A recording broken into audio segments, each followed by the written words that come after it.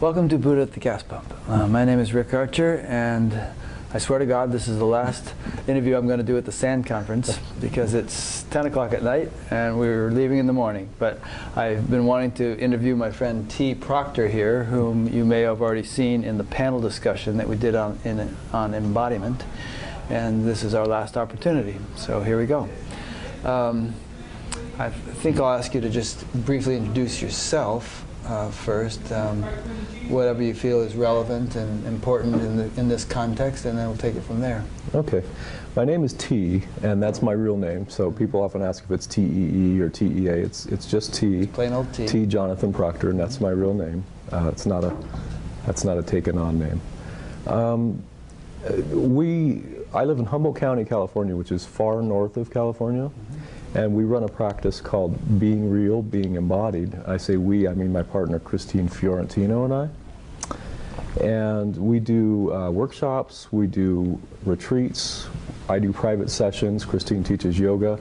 And a big part of our practice is in the name, being embodied. What our focus is learning to experience life as a fully embodied, awakened being. Do you know any unembodied awakened beings? You know, I think there have been quite a few, even here. Yeah, this is a recurring theme. I interviewed somebody earlier in the conference who insisted that really she was not a person, there was no person, and so on. And I wasn't quite quick on my toes enough, but I think my response might have been, or should have been, of course you're a person, you're a wonderful person, you're a lovely person. It's just that you're not only a person. Yeah. You know? Well, you know, there's many ways of looking at it, and I think that it can become kind of a classic circular argument. It's interesting, I see some parallels to Christian fundamentalism or certain fundamentalisms that say everything reverts back to the book and the book says this. And so you can find books that say you're not a person. You can find books that say you're not a person, then you can mimic those books. Yeah. Now, I don't think I think, to be fair, I think that people experience that, and I think that's an actual experience. And you know, you talk about Ken Wilber's states and stages a lot. And lines of development. And lines of development, right. So, you know, I think there's such an unlimited amount of states that we can enter as a human being. Yeah. And if we decide that's the place we want to park our ship, then, you know, we can get a lot of play out of that. Well, I don't know about you, but I'm experiencing right now that I'm not a person, but I'm also experiencing that I'm a person. And the two go together quite nicely. Yeah, well, it's been a pretty intense conference. I mean, the context of this talk tonight is really amazing because we've been at this SAND conference, and there's just one thing after another, and there's all kinds of different perspectives and amazing people. Yeah, there's usually like 5 or 6 things going on at once that you might like to go to, and they're all very interesting. You know, and that brings me actually back to the body and back to the need to take care of ourselves, to regulate ourselves, to get healthy food and rest, and very. And well, if you don't mind me saying, you know, you took some time off to do some meditation today. Oh, I always do. Yeah. I mean, that's like bottom line. I haven't missed one in 46 years. Yeah. Because I'm obsessive, but yeah, you got to take care of the body. So, but this whole theme of not a person, maybe we should put it in context because maybe some of the people listening aren't aware that this is an issue. But there's a whole sort of niche of the spiritual community, it's often referred to as neo-advaita, in which there's a strong emphasis on the point that, you know, if you look, you can't find any little nugget inside that you could identify as you. There's no person. You just come down to kind of vast emptiness. And so people say, well, there is no me. There's just this vast emptiness. And but what happens is, unfortunately, it creates in many people a problem, and even sometimes mental illnesses of some kind. There's this fellow Scott Kilby who was going to be here at the conference, but his mother died, he had to leave. But we were going to sit down and have a whole discussion about the calls he gets on a regular basis from people who are kind of have become extremely disassociative or unbalanced because of their obsession with this notion, listening to teachings which tell them so, that they are not a person, or that there is no one home, and that there's nothing to do, nowhere to go, and you're already there, and interrupt at any point. But Jeff Foster illustrated this whole issue very delightfully in a little cartoon he made called the Neo-Advaita Trap, which if you look on YouTube for that, you'll find it. I've watched that. I've shared that with people. Yeah, good. Yeah. So do a search, folks, on Neo-Advaita Trap, and then pause this video, watch that one, and come back. But anyway, go ahead. Well, first of all, I'll just say that characteristic of a lot of the more of mental pathologies is a disordered or a fragmented sense of self. And, you know, frankly, I'll just tell you that my early history with a lot of neglect and a lot of trauma and a lot of difficult experiences, that was my experience. Prior to any spiritual pursuit? Prior to any spiritual. You came in there's a fragmented, I developed perhaps a fragmented sense of self, And so I think it's a little bit, I don't want to go too far astray on this topic, but when people have a lot of either trauma or attachment difficulties in life, they actually don't develop the full sense of self that people with a adequately integrated sense of self have. And what happens to those people is that they come into these teachings, which are not only teachings, but they're powerful fields of transmission, if you will. And these teachings affect them in a way that confirms something that they already know, that there's no self. However, what it tends to bring up for them is, because there's never been a stabilized sense of self, is a very deficient and fragmented, you know, a very deficient sense of self. Do you think that these teachings with such people further exacerbate the fragmentation? That, in other words, they could destabilize a person who hasn't achieved integration of self to begin with? Yeah, I've seen it. Yeah, absolutely. And I think I experienced it to a degree. So would you say that for some people, the emphasis in their growth should be about achieving an integrated sense of self, or whatever terminology you would use?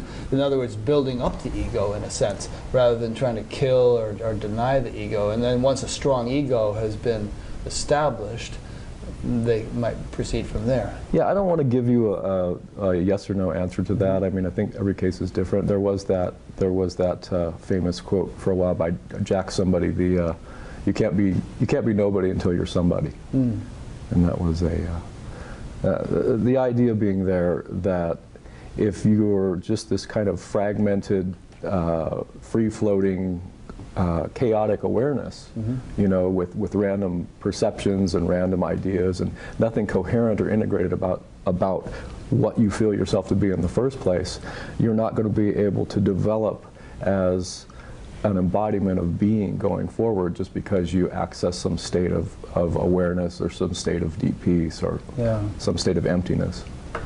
Yeah, I mean, in my spiritual upbringing, the emphasis was always on strengthening, integrating, stabilizing, purifying the physiology, you know, making it a fit instrument to sustain what we might even call the shock of awakening. Right. Because awakening can be so dramatic that you need a strong physiology.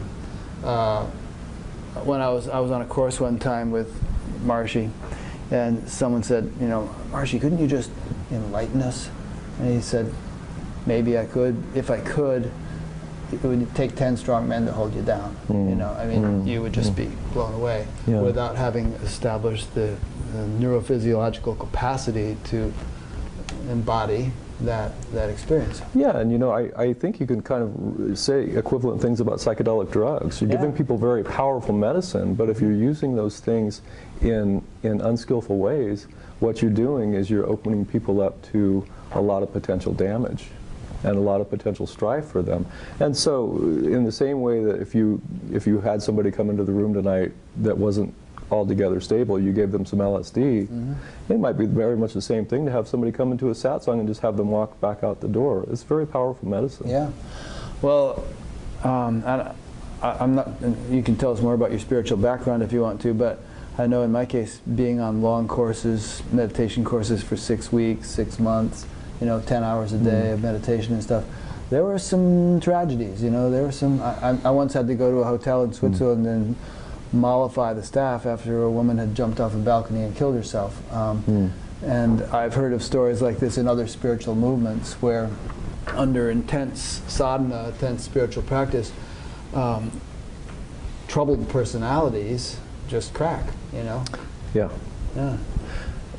Okay, so I will move it back to my background, and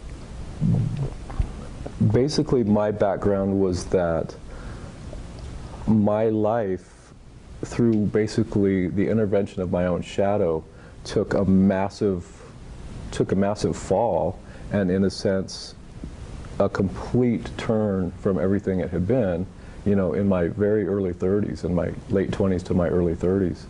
And I found myself with at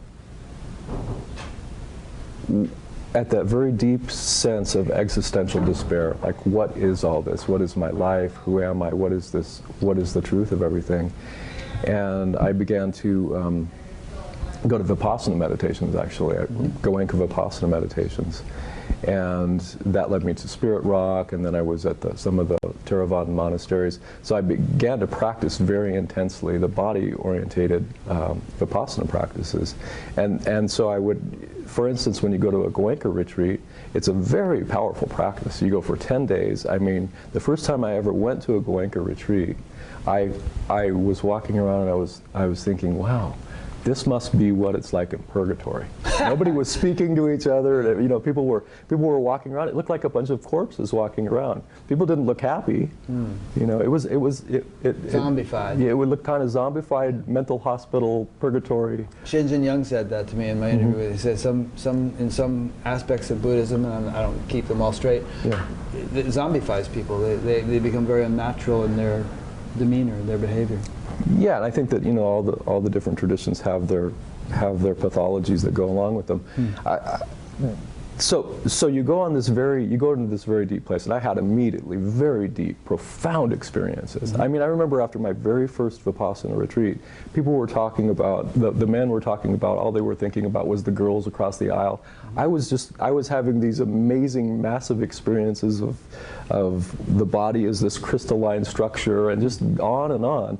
And I'm like, really? You guys were thinking about I was thinking about, like, the nature of the universe. I was experiencing myself, perhaps, as the nature of the universe in a particular way. Yeah. And so then they just let you go. What do you mean? Then the 10 days is over. They say, okay, good luck. Good luck. Practice 2 hours a day. Good luck. Right? Right. And they say, you know, don't do anything else, because this you want to keep it pure. Stay with this practice. Right? So I had that, and after a while that wasn't satisfactory. So I came into some of the non-dual teachings. I came into meeting Gangaji, I came into meeting Adyashanti, and really, after a while, I saw all of the non-dual teachers that were available to be seen. I had a little camper, and I would just drive from place to place to place through different states, and talks about states and stations, through different states, and seeing every teacher that was available. And I guess, you know, this would be a good point to say that at one point I sat down with a certain teacher, and leading up to this point, I had never fasted in my life before, but I just had this sudden impulse to fast, and I fasted for 5 days, and I went to a weekend intensive with this teacher. And I had this terrible feeling that something bad was going to happen. And I was determined to go talk to this teacher, and I waited through, there were a number of different sessions, and I waited till I think about the last session, and then I said, okay, I'm going to go do this. So I sat in the front row, and I was ready to raise my hand, and I was overwhelmed with this sense of panic. And the panic was the fear that I was going to get up and attack this teacher. This terrible, overwhelming fear that I was going to get up and attack this teacher, and that people were going to have to restrain me, and that I was going to be dragged off to prison, you know, just this, but it was very visceral. And so I raised my hand anyway. And somehow, upon facing that fear and walking up there in that moment, and then meeting the teacher, and then looking in, it was Gangaji, and looking in her eyes and feeling what my experience was, I felt as if a ray, it was almost as if a silver ray that had sound to it moved down through my chakras, but all the way down through the bottoms of my feet. And I felt total stillness, silence, equanimity, peace, zero tension in the body, and total equality with the other person that was sitting next to me, which was Gangaji at the time.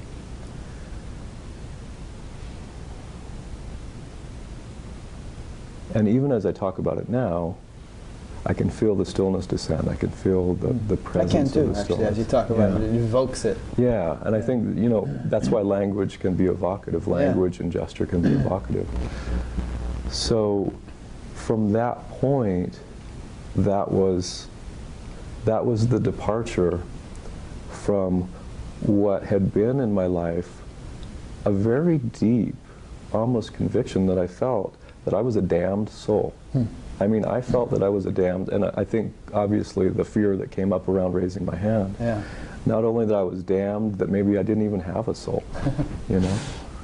And I'll tell you that it's fairly easy to talk about now, but to be in a life, to live a life where you literally feel like you're damned and you don't have a soul, I mean, to have an inner conviction like that, incredibly painful. Yeah. You know, we were talking in the car on the way to the restaurant about the fact that enlightenment necessitates a transformation of the physiology, even on the cellular level. And I suppose that's the sort of thing that could probably be studied. But the point I'd like to make is that it really is a physiological thing as much as it is a consciousness thing.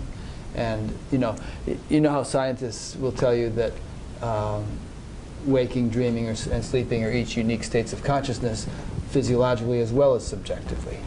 Well, higher states of consciousness are unique in the same way. They're not only different from one another and from waking, dreaming, and sleeping in a significant marked way, but their physiological correlates are significantly different, uniquely so. To my way of understanding what evolution to enlightenment, or whatever, we won't even bother to define enlightenment now, but spiritual awakening, what it necessitates is a complete restructuring, not only of our way of perceiving and our subjective orientation, but of the neurophysiology which supports that. Sure. And this is really great. I hope I'm not cutting you off, but this is really beautiful because this is so important to our teaching. I think teachings get out there, and you know, Eckhart Tolle was one of the teachers that I studied with and I went on retreats with and whatnot, and I love him. But somehow in the way that he teaches and some of the teachers teach, it's as if ego is just these kind of thoughts floating around in the mind, and if you can just kind of turn away from the thoughts floating around in the mind and see the awareness of the thoughts, see the space in which the thoughts arise, you'll be free of ego. It goes much deeper than that. Ego is grown into the body from the moment probably that we are even conceived. You know, because we know that even in utero experiences have impact on what we become and how we're formed. So a really traumatized ego, a really traumatized sense of self, you know, that gets wounded, that gets abused, that gets neglected through time, that becomes conditioned in the body. And so too does a well cared for, what they call good enough care, that becomes conditioned in the body. So when we talk about embodiment, we're talking about exactly what you're saying here. Yeah. Not only awakening to the state once or twice or many times over and over, but embodying that state by growing your body into the state of being. Yeah. Oh, yeah. There has to be a transformation on the level of the cells and on the level of the neurons and the whole physiology. And they're sort of, you know, esoteric Eastern schools of thought which understand this in great detail in their own terminology, with all the nadis and the Sushumna and the Ida and the Pingala and all this stuff that's supposed to, and the chakras and all this stuff that's supposed to go on in the physiology, both subtle and gross, in order for consciousness to be transformed and higher consciousness to be sustained. I'll tell you, I mentioned that we used to go on these long courses. The way it would work is we'd get there and start building up in the amount of meditation we'd do. Remember Dear Prudence, the song, how it went, look around, round, round. It was called rounding. And you'd meditate, you'd do asanas, you'd meditate, you'd do asanas, you'd build the amount, you did it until it was... I'm just touching my heart right now. I'm just stamped on my microphone, but it's just touching my heart with you talking about this. Something about you talking about your Dear Prudence and your early times. Yeah. And so it would build up to the point where you're doing it from morning till night, many hours. And if, for some reason, you had to leave abruptly in the middle of that, you came out like, unmolded jello into the world, and unable to, and all hell could break loose in your life. The Beatles left abruptly in the middle of their course, and George Harrison once said, I don't know what happened after India. Everybody's egos just went crazy. So the way we left properly was a month or so before it was time to leave, you start diminishing the amount of meditation you're doing. I mean, even in the height of it, going into town to buy a toothbrush would be like, whoa! Like you made the comparison to LSD or something. You just couldn't handle the sensory input because you were so wide open. Absolutely. And there was so much stuff going on. And so there had to be this kind of gradual shutting down of the openness and integration of what had been, of the transformation that had been taking place. And then you go back home and, for 6 months or so, and just plunge into activity, and then go back and do it again. But always there had to be the counterbalance of the integration. So you're titrating and pendulating. This is a good time to bring in how wise the new understanding of trauma is, and the understanding of trauma treatment is, because we understand that we need cycles of regulation. We need to be kind to our physiology. We need to be kind to ourselves. So anyway, here we have this eclectic, diverse world of modern spirituality with all kinds of teachers teaching all kinds of things, and all sorts of people, and they're all arguing with each other on Facebook, and so it's kind of a mishmash, but there's something exciting happening. But I suppose what you're doing, and what some other people are now starting to do, is to bring in a much needed service or perspective to this whole process, so that people just don't sort of waltz into it willy-nilly without proper preparation, without really knowing what they're doing, and end up, nutcases. You're trying to sort of help people. Well, don't let me put words in your mouth. What are you doing? Okay, good. Well, I'll go back to my own case. So, this awakening experience that I described, the Gangaji experience. The Gangaji experience. It opened worlds of experience that I could have never imagined. And you've been meditating for a long time. You know how weird things can get. So I'm not going to go into all the details and all the gory parts of the awakening experience. But at some point, after that happened, I really remained in a state of bliss and gratitude and love and joy and all, for quite a long time.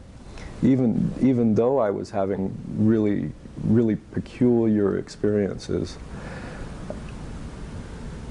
And I think for, off and on, for at least 6 months I was just in this, right? And then off and on for the next 2 or 3 years, it was mostly that, and then there was some kind of titrating into reality. I wasn't working. I was really driving around in my camper from retreat to retreat, which was a lovely time.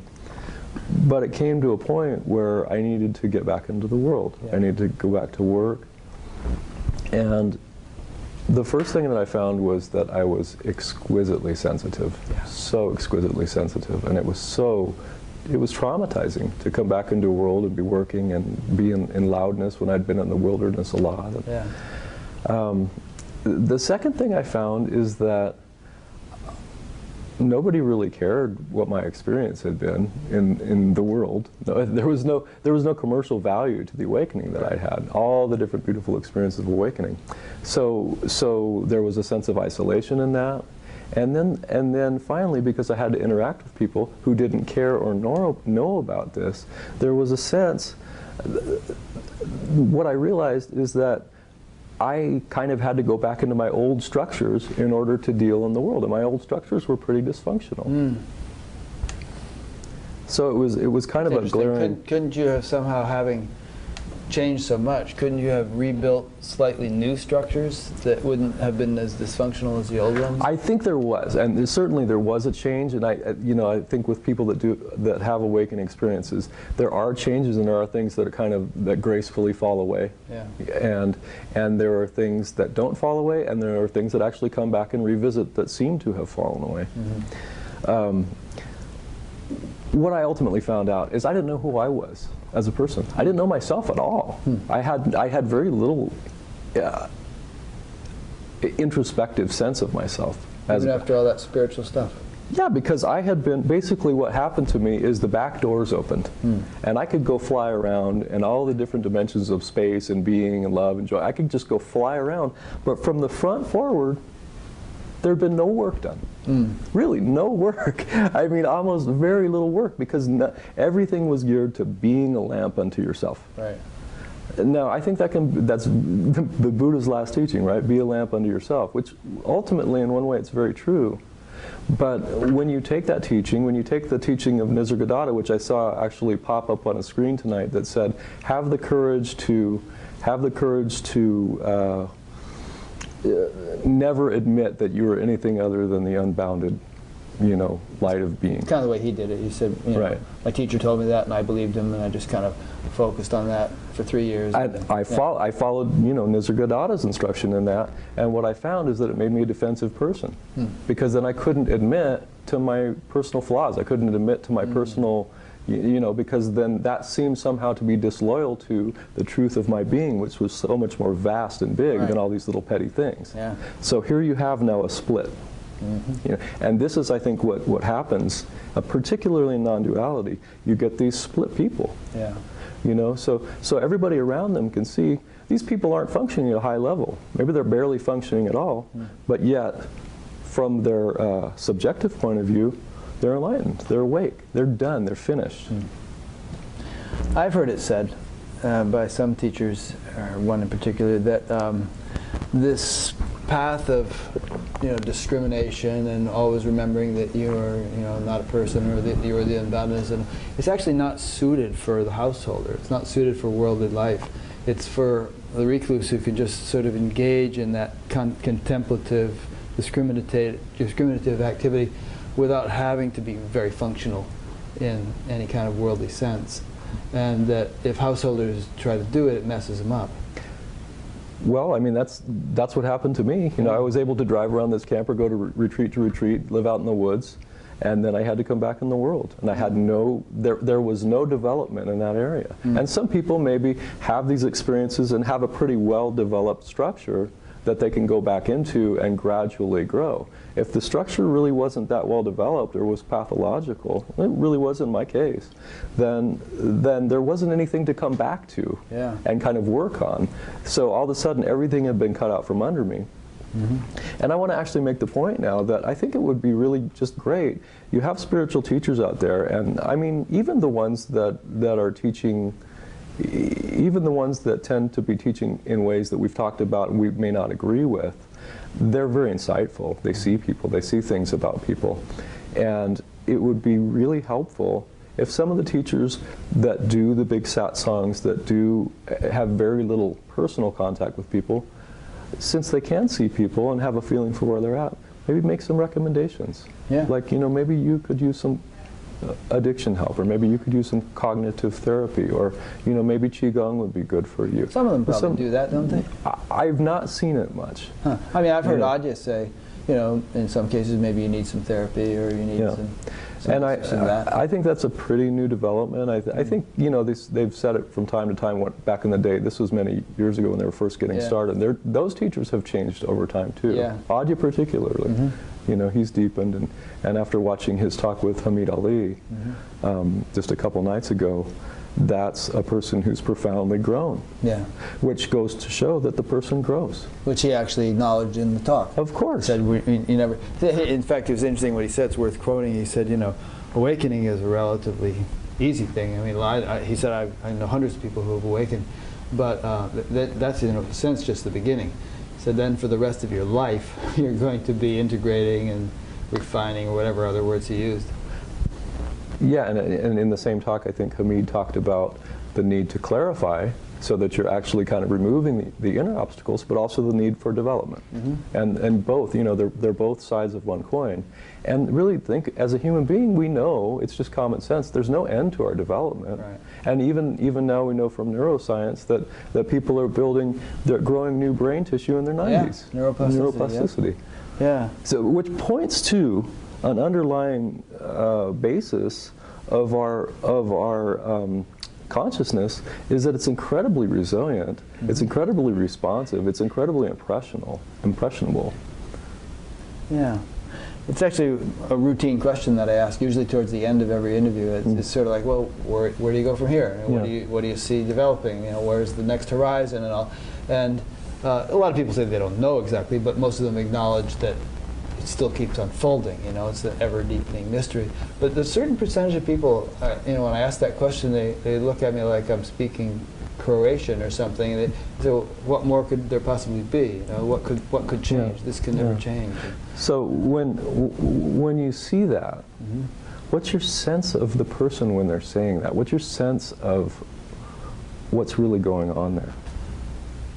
Interviews with people who say that kind of statement, when I ask that question, have always been a little frustrating and difficult for me, because I feel like I'm not connecting in some way, and I'm inclined to sort of debate them or try to, you know, find some angle in which I could convince them that there's more. Okay. But it's not necessarily my place to do so. But it makes for an interesting conversation, and it's usually not possible to do so anyway. Now, we don't make headway. What's your sense of where they're at when they're saying that? Well, the people I have in mind are very clear and brilliant in a way. I can think of 2 or 3 or 4 of them right now, and you know, very impressive, articulate, clear, kind of make an interesting impression. People kind of get a little bit wowed out by them. Yeah. But I've always found it frustrating, and well, in terms of where they're at, I sort of feel like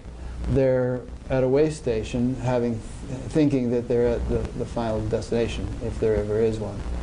And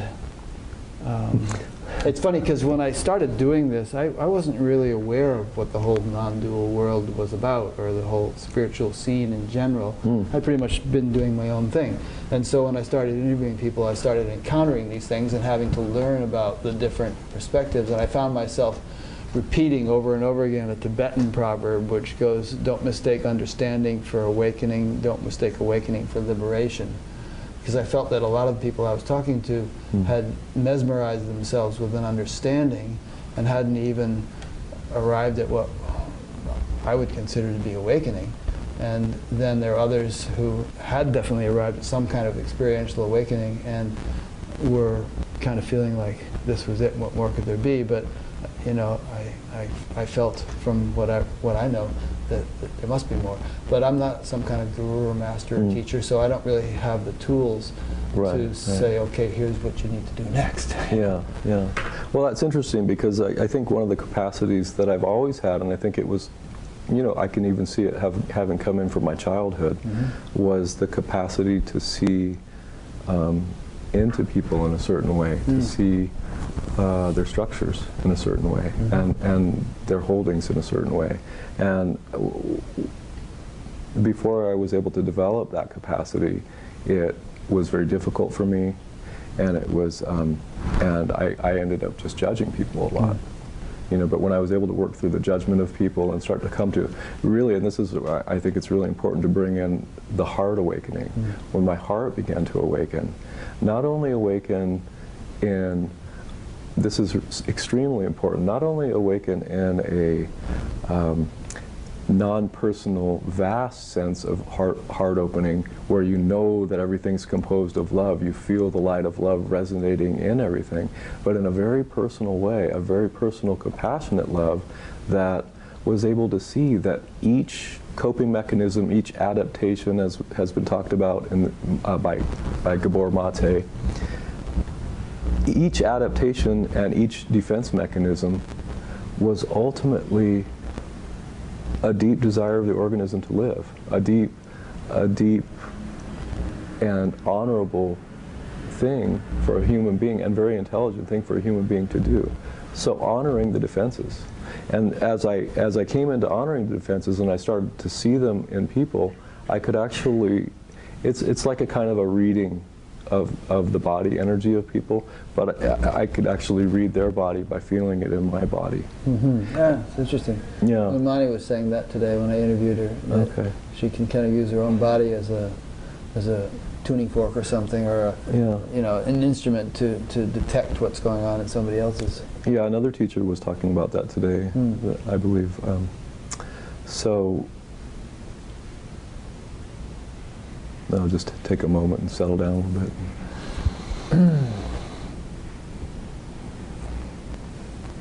Just coming back to what's important here. Yeah. So what's important about that is that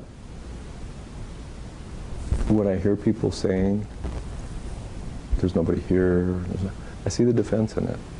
I see the defensiveness there. And I honor that. You know, I honor, okay, that's where you need to be, that's where you need to be in this place. Maybe it's the only breath of fresh air they've really ever had in their lifetime. Okay, so breathe there for a while, you know. Yeah, it's a resting place. Yeah, sure, sure. I wonder if it's a necessary resting place, though, because it may just be that, these ardent spiritual seekers, they really want to get going on this thing, and they start reading books and going to teachers, and that's what they hear, and so that's somehow where they arrived. But perhaps if they had encountered more skillful teachers, they wouldn't have had to get to that particular way station. They could have kept moving beyond it and stayed integrated the whole time. Well, and so that may be, I mean, again, I think it's something, there's a lot of different ways to see that and interpret that. But ultimately, there are now teachers that teach embodiment. Yes. And really, I mean, what's the reason I wanted to do this interview with you, what's important to me about doing this interview is to say that we are here. You have these awakenings. We want to validate and verify these awakenings, first of all, not just send you off to deal with them and figure them out.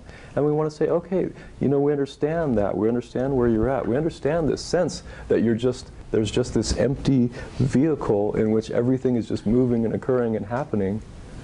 But let's find out more about it. Let's learn more about ourselves. Let's discover more. Let's continue the exploration. And let's do it in a kind and supported way in which you're safe. So it almost sounds like you're saying there could be two specialties. One is the waker-uppers, and the other is the embodiers. Frankly, it's great that you say that, because in a way there are already. So I think there could also be, and probably are, teachers who have both specialties under their hood. There are. Yeah. And you can, and I also, And if you do embodiment right, it's a natural process of waking up. Right. If you learn to come into contact all the way along the path. Yeah. I mean, you don't have to get totally disembodied and then re-embodied. You can kind of take it step by step and keep it balanced. Yeah, so you wake up through the body. Right. Yeah.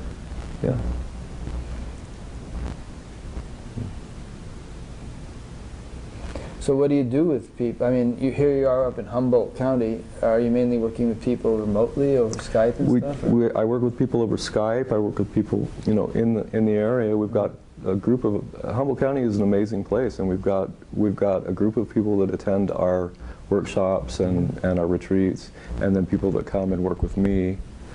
Christine also teaches yoga. Christine Fiorentino, my partner, is a co-founder of, as I said, I think of being real, being embodied.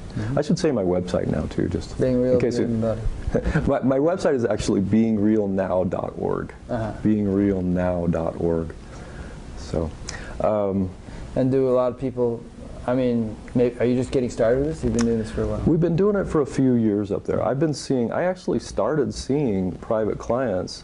I have a background in bodywork as well, so I started with the practice, you know, somewhere near 15 years ago, that I called whole body awakening. So that was always my sense that there was something to this body aspect of the awakening. Even when I was kind of more disassociated with the awakenings I was having, there was some sense of the need to bring it into and through the body. Yeah. That was a resonant truth all the way through. And so through that time I've worked with people individually, and yeah, now it's been a few years we've been doing the groups. And what I see is, even in rarely talking about awakening or enlightenment or even using the word ego, what I see is in teaching people to connect with themselves, and teaching people to contact with themselves, in teaching and in giving people a safe, supported place to open, people flower. People open up. But they don't just flower by realizing the impersonal majesty of reality, which is really true. And I don't want to give that short shrift, because the impersonal majesty of reality is profound, as you know. Sure. And even just like, again, when I say it, I can feel vibrating in my feet. I can feel the pure life energy, the joy of that. But also that they learn to be real human beings. They learn to be human beings in contact with other human beings. And I said this to you in the car, I was going to bring this up. I'm infatuated with the possibility of enlightened relationship. Sure. Like a real enlightened relationship. Wow. You mean like romantic or all kinds of friendships, everything? Yeah. Yeah. How about an enlightened society? Yeah, well, good. So let's start here right now. What's it like, you know, like we're here together, right? So like, what's good about, what's important, what's real about us being here together now? Well, we're both very tired. That is true. That is true. But let me just say, I sense a light in you. I sense something of your soul. I sense a sweetness of your soul, and I love the child. And I've watched you many times. I love the childlike curiosity and openness that you have. Yeah. So as far as enlightened relationship is concerned. Remember there was a Steppenwolf song called "Goddamn the Pusher," and there was a line that said, "I've seen a lot of people walking around with tombstones in their eyes." Yeah. And you know, that referred to heroin, but you know, there are a lot of people walking around in whom you know, you don't see that light that you're referring to. Yeah. I was one of those people, but. Oh, you just said you were one of those people? Oh yeah, sure, back in the old days. Yeah. You know, pretty cloudy, pretty muddled, pretty mixed up. Yeah. And relationship, since you brought up that topic, was a total mess, you know, in terms of actually... And I think the reason is that I didn't know who the heck I was, or what I was, and so how can someone who's completely unaware of what they are interact meaningfully with others who are in the same condition? You know, both are in a kind of a clouded, occluded state. Sure. And the whole world, in large part, I mean, we don't mean to be, you know, holier than thou here, but by definition, if we read spiritual books and all, ignorance, as it's usually referred to, a lack of enlightenment, is the common condition of humanity. Yeah. And it doesn't take a great stretch of the imagination to see why that is so, if you look at what we've been doing to each other all these centuries and millennia, and are still doing today. And you know, it's always my hope that a more enlightened society would be an enlightened society would be one free of war and free of environmental, you know, destruction and all the other yucky stuff that happens in our world. And I think that's entirely possible. If it can be achieved on, you know, a one-to-one level, there's no reason why it can't be achieved on a national level and an international level and so on, if enough. Yeah, it's like the old analogy, if you want to see a green forest, you have to make each individual tree healthy.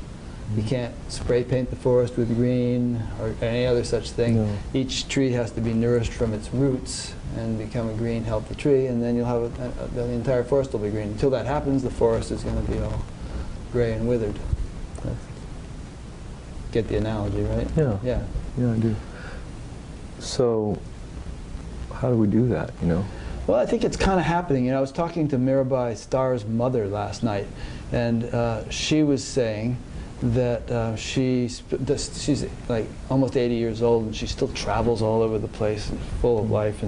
And she was down in Mexico recently, living in Mexico, and she said there are all these little pockets of kind of spiritual clusters of people forming, and kind of organically, naturally, spontaneously forming.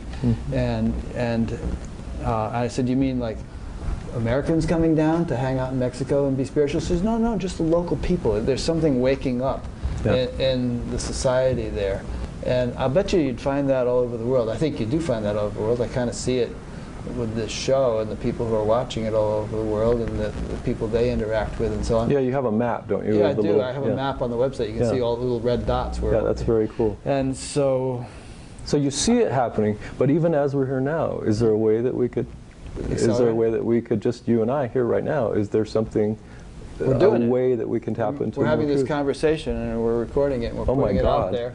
And it's making a contribution to this awakening. But even as we're talking now, I think there's even opportunity to realize deeper contact with ourselves, to realize, like, wow, what is it really going on here that we're talking? What's really the meaning of our two beings sitting here, our parent two beings sitting here?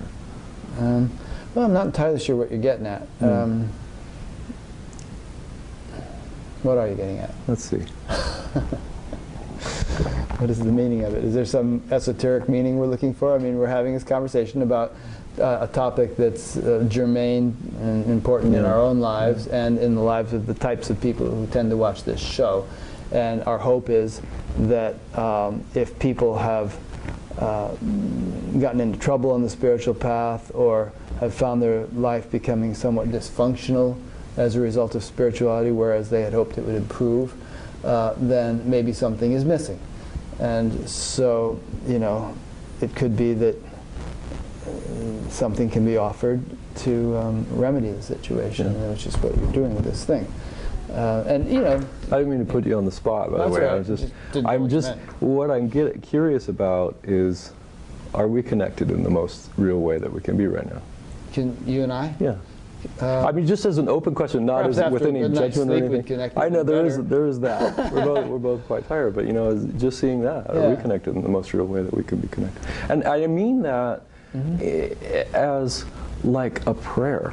You know, because I want to keep it particular to us, but also I want to say that, can we live with a kind of a prayer like that? Or when we walk, whether the person has tombstones in their eyes, or whether the person's a lovely, you know, inquisitive and curious, can we walk with that question? Are we connected in the truest way right now that we can be connected? Yeah. Well, I sort of feel like when we're actually in the world interacting, certainly there are things you can do to be a better person as on the fly as you go, but it's almost like there also should be preparatory time, you know, some sort of deep diving into silence and tapping the source of, you know, life. And so you feel like that you need to have touched that in yourself first.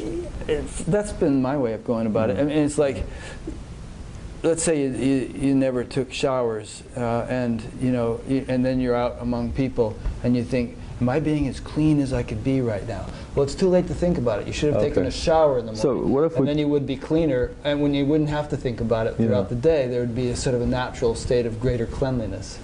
So I guess this would be where I start to come into, you know, the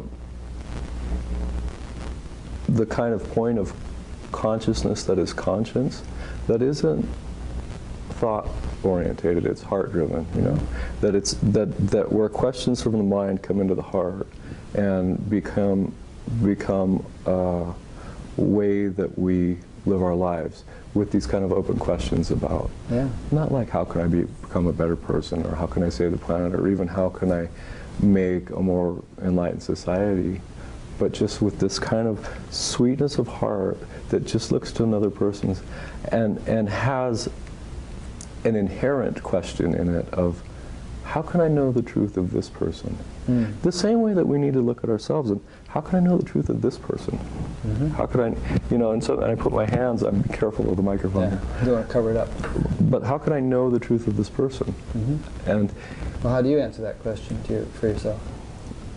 The practice of, and I actually do put my hands, and I teach people to put their hands on themselves, and as a start, the practice of coming into deeper contact with our embodied experience. And there's a whole array of things that we can do with that, but this process of coming into deeper contact and deeper contact essentially brings the body into a sense of knowing itself as being. And so is this something you do throughout the day as you go along, tuning in, being in deeper contact with yourself? I would say so, yeah. I would say, and so you could say that that's a practice, And I would say it's a practice that's not seeking. It's a practice that's a flow of love. It's a practice that it's an outflowing of the love, of knowing that our being is truth, that knowing that our being is love, and wanting every bit of our being to be an expression of that love. You were at the other end of the table tonight, but someone at dinner to my left was saying something along these lines, that there's a kind of a constant discrimination that functions to kind of keep things as in balance, in check. There's all these energies and levels and dimensions to our being, and there's a sort of a discriminative faculty that keeps them kind of holistically coordinated in her experience. Sort of a self-referral, self-reflective quality, which, if you think about it, is very germane to the question you raised. People who commit all kinds of nasty crimes aren't being terribly self-reflective or self-referral.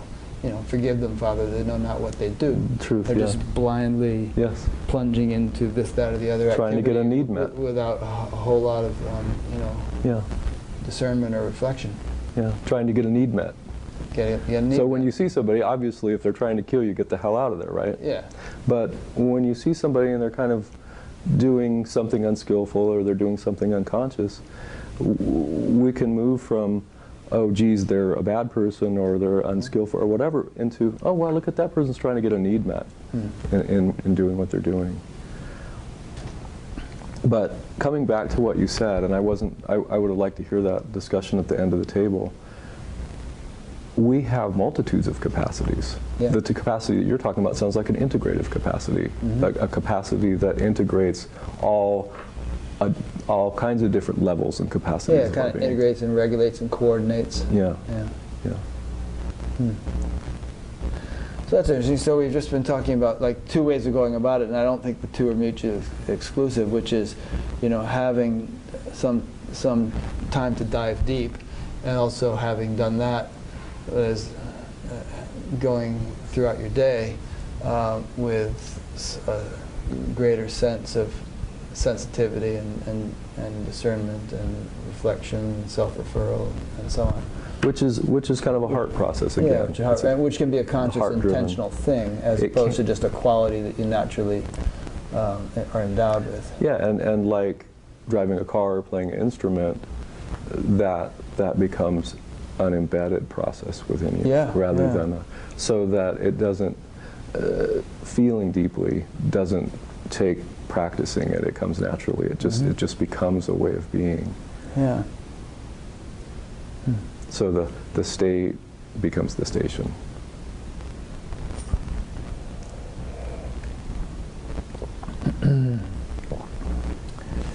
Well, got a few minutes. So you got some points on here? I do have some points. I'm feeling pretty satisfied without having to try to run through a bunch of points. There's one thing that I brought up in the panel discussion the other night that you said you might want to talk about, and there was a term for it that I forget, but it was a sort of like a, you know, guru on the pedestal syndrome of this person. They seem so high and mighty, they must be perfect, everything they do, every word they speak must be true, every action, even though it seems weird and crazy, there must be some kind of cosmic purpose for it, that kind of thing. What was that term you used? Well, I'll use that as a little vehicle to get back to my own journey, because, you know, I did seek different help for what I was going through, and found some that was helpful, but ultimately found my way into the diamond approach.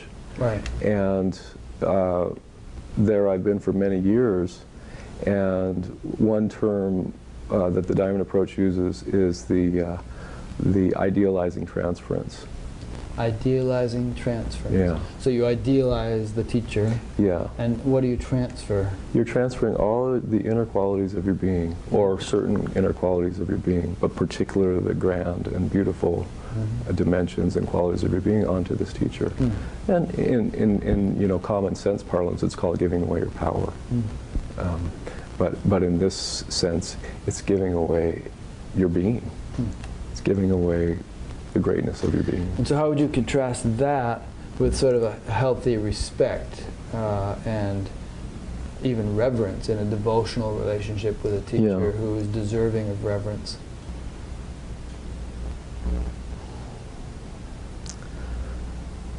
The way that I see it, I would contrast it by saying that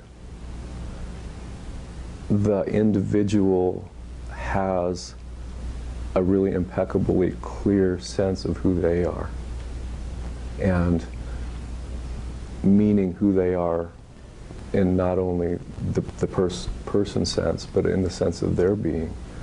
So that, like for instance, when you go to see Amachi, I go to see Amachi sometimes, when we see somebody like that, we marvel.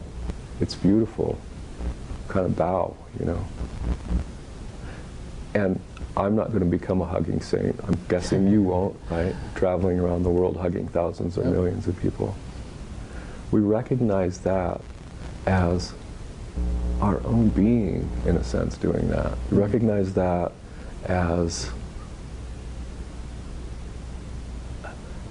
a celebration of our own being that's not separate from us or above us. And that comes back to the point, my very earliest realization with Gangaji there, who can be quite idealized, right? My very first realization sitting there with her looking into her eyes is total equality. Total equality of being. So maybe there's something about realizing the total equality of being. Even beings that do great things. Oh yeah. There's a total equality of being with them. I get that with Amma. I mean, I'm this close to her, you know, and about to be hugged, or just having been hugged or whatever, and I'm looking in her eyes, and there's just this kind of oneness, natural. Natural, yes. Yeah, natural. Yeah. I'm not in awe or anything. It's just the most natural, intimate kind of situation you can imagine. Yeah. And it doesn't mean I have her capacity for radiating, you know, divine energy or all the other stuff she does. You're evoking in me again. Yeah. I'm feeling it as you're talking about but I could start whispering in your ear. But you know, there's that sort of recognition on the level of being that we're one and the same.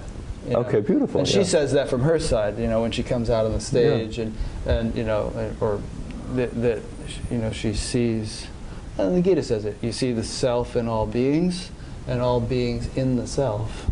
You know, because the self is all-inclusive totality and contains everything. So, with that as one's perspective, then one will be probably less inclined to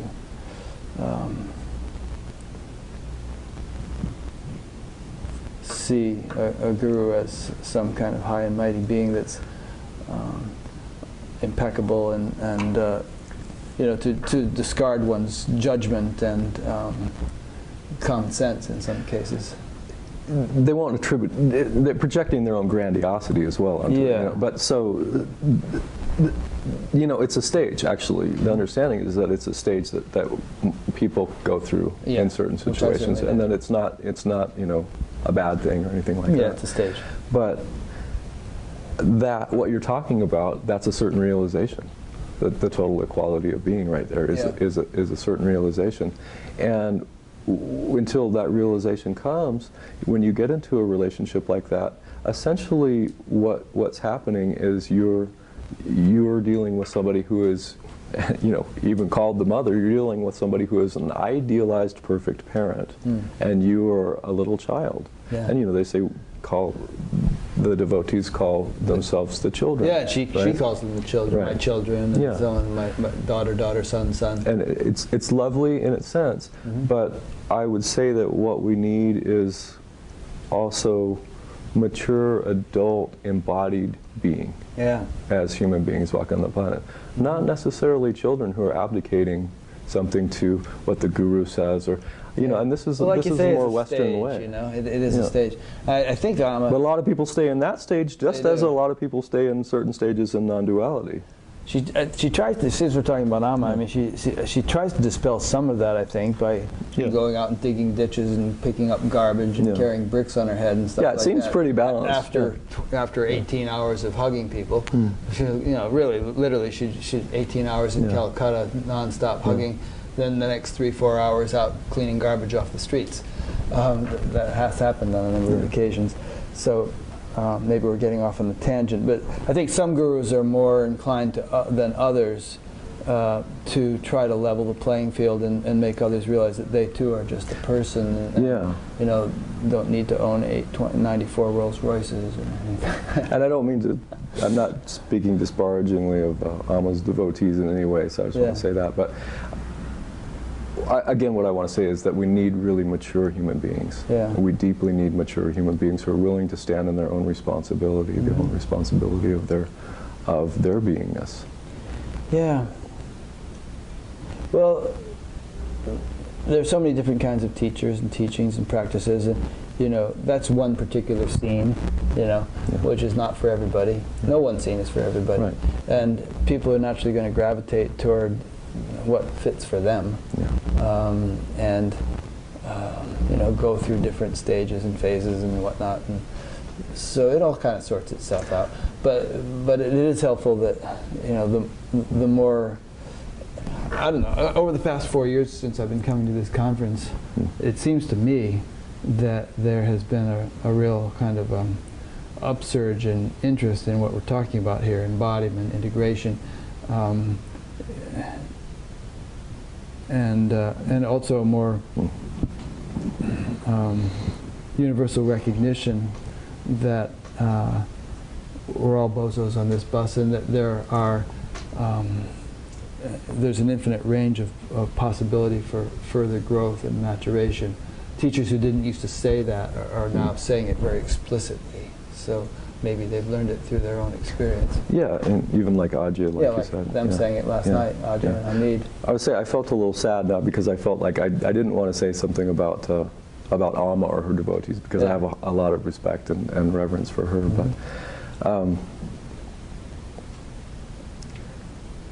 that's also a devotional scene, and devotion has its own flavor and its own kind of appropriate structures. And each thing has its, need to be some duality for devotion to take place. And I think what we're seeing, though, is as I went to see Ram Dass when I was 8 years old with my dad, and a lot of the Indian religions were coming over here whole cloth. Right. And now what I think we're seeing is that we're taking what's of value from them, taking the transmission of value from them, and owning them in our Western cultures. Yeah.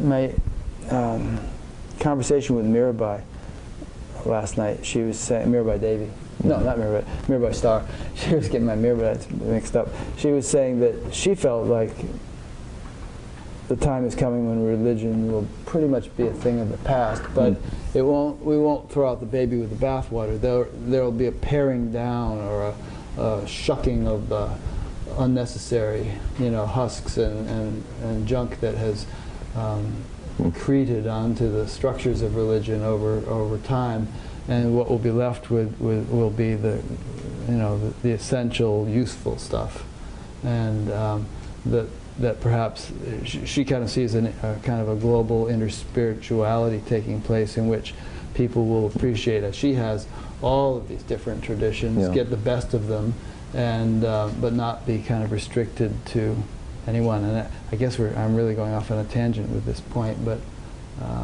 kind of the truth, triggered by what you the just truth said. of the matter too is we're both really tired. We're both exhausted. We're doing this on like with this, we've been doing, we're running on fumes in this interview. So,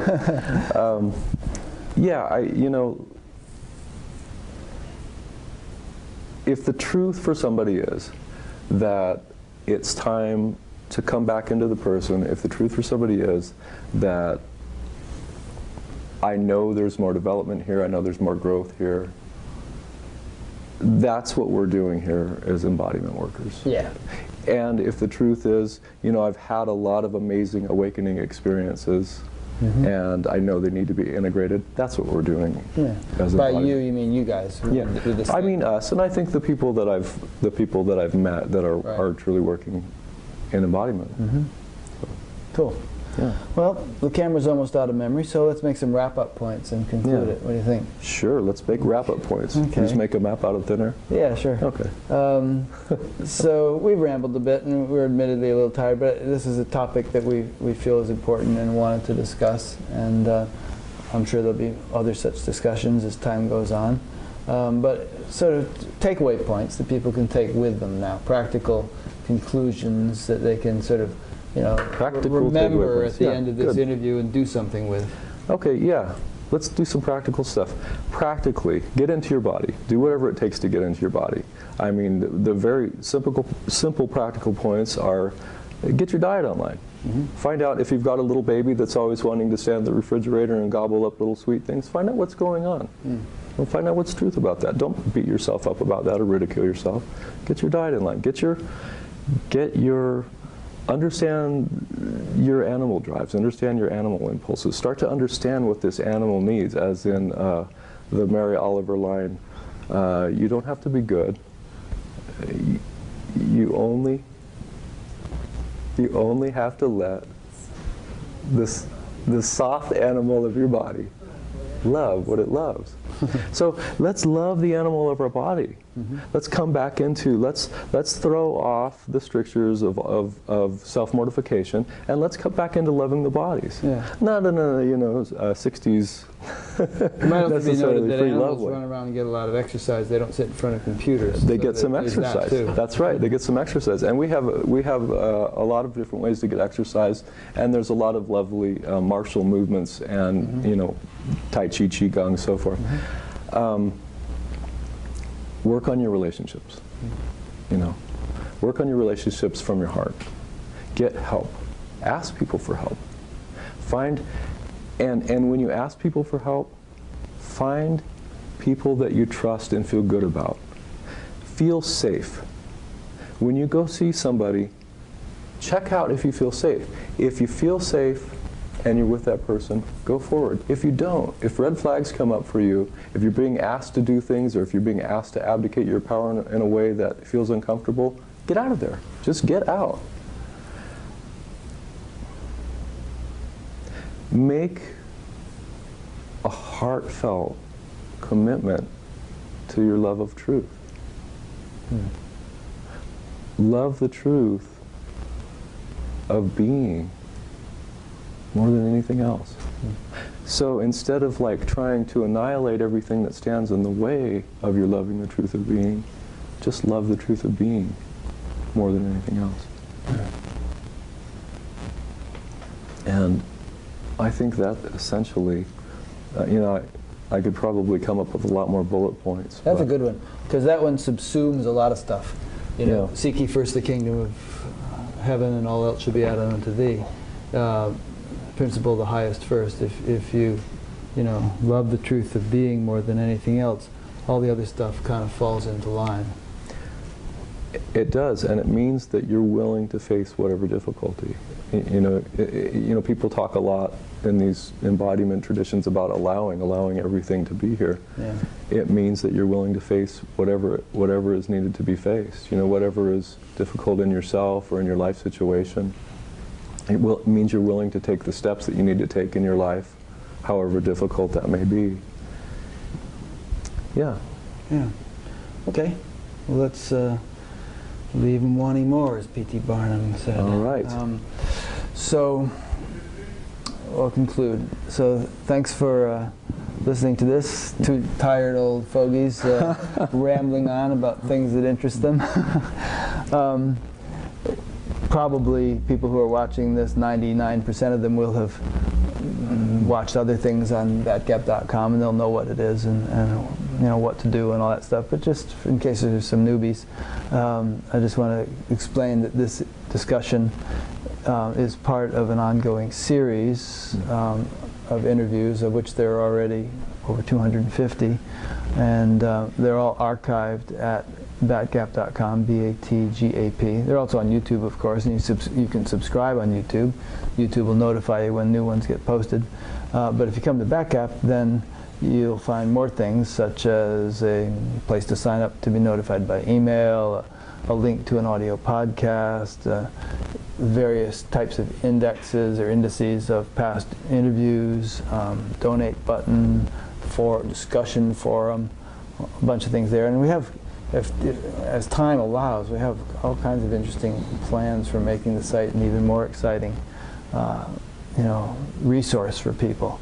For instance, I have this idea for a page which would be sortable by the user, whereby they could see what's happening in London, and immediately get a list of all the teachers and events that are happening in London, chronologically sorted. Or they could say, what is Adyashanti up to, and automatically get a list of all his events. So you could sort it by different criteria like that.